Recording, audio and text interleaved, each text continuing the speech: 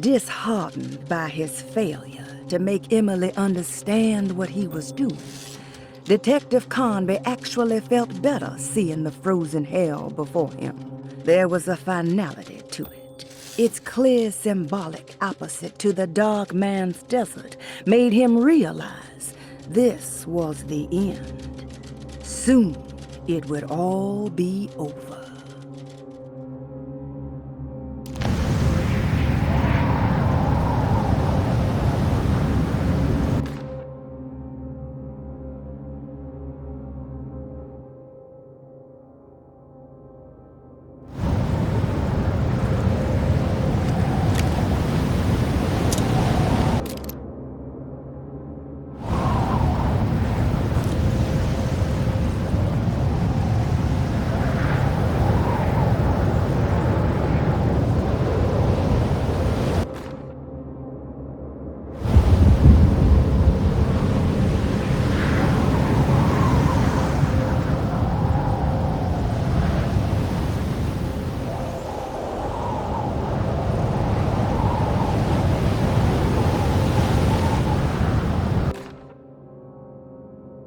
We found the ancient stellarium perched on a cliff facing the Arctic Ocean after a day of sailing due north of the Eskimo encampment.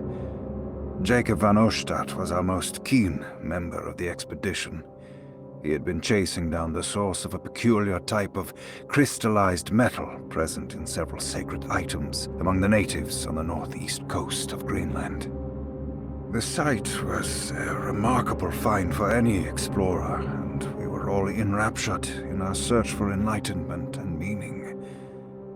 The surviving architecture seemed almost unearthly in origin and astonishingly sophisticated. The metal Jacob was searching for was abundant, almost ubiquitous. We were so taken by our find that we were surprised by the sun falling below the horizon.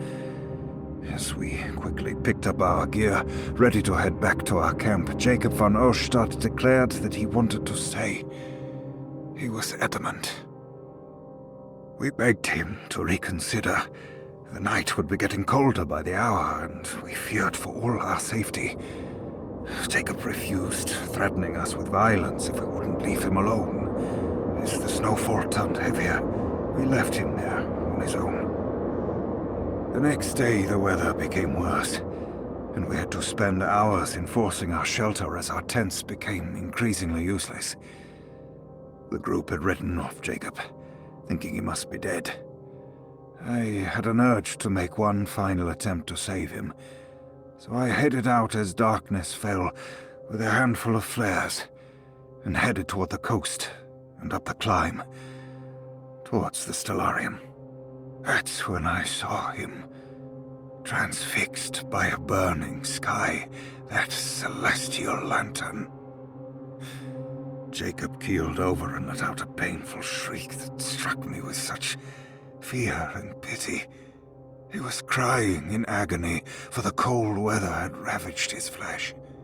I called out to him, and he turned to face me. His vacant stare held me in place like a needle through a butterfly, and he said, "You must leave now, Ashton. Go, and never come back." And so I left.